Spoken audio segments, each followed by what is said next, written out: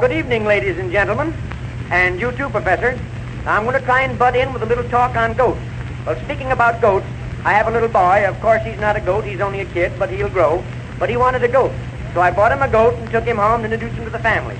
It is funny how I bought this goat. I bought it from a pawnbroker. He was a kind of an unredeemed, hand-me-down goat. Kind of a second-handed goat, that's what he was. I don't know from whom the pawnbroker got the goat, but a pawnbroker can get anybody's goat. But this goat is full of fleas. But my little boy discovered a scheme to get rid of the fleas. He covered the goat with bread and milk.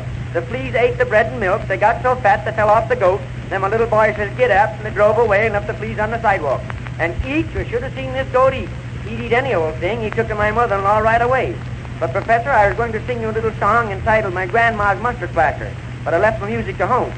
Ah, I see you have a piano. Now, I'll tell you what we'll do. You tickle the piano, and I'll see if I can spread the plaster.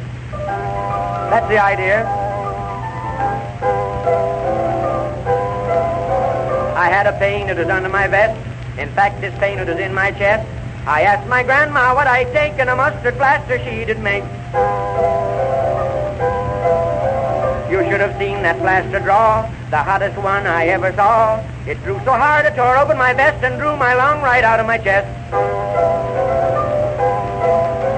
I had to throw the thing away when an actor picked it up, the J. On him it drew so hard, you see, it drew the extra salary.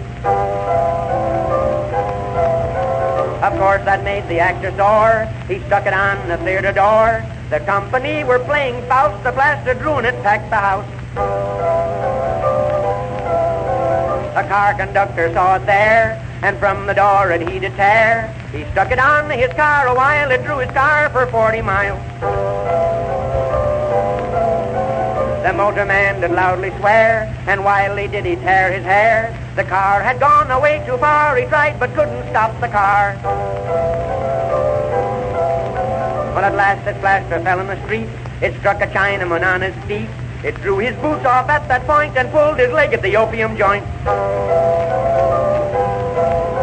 But he would not stand that abuse, and so he tore the plaster loose. He threw it and it struck on a cop that drew so hard it woke him up.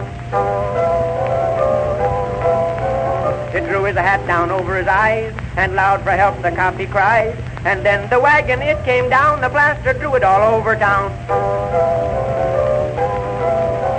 The coppers fought with might and main, and got this plaster on the train. And just as soon as that was done, it drew the train to Washington. That settled the mustard plaster. It got stuck on politics. Now, Professor, I have to thank you. You're all right. But I have another little song here now entitled The Bumblebee. However, I have the music for this one.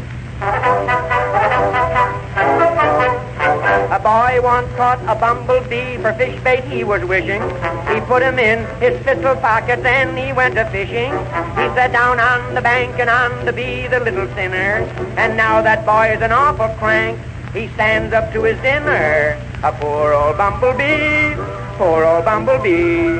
Don't sit on him while you're fishing, or he'll spoil your disposition. Poor old bumblebee. To the boy says he, now at my beehive you beehive and let the bumblebee. A poor old bumblebee, poor old bumblebee. Don't sit on him while you're fishing, or he'll spoil your disposition. Poor old bumblebee. He says, I'm NG. I tried to sting, but I got stung and broke my stingery.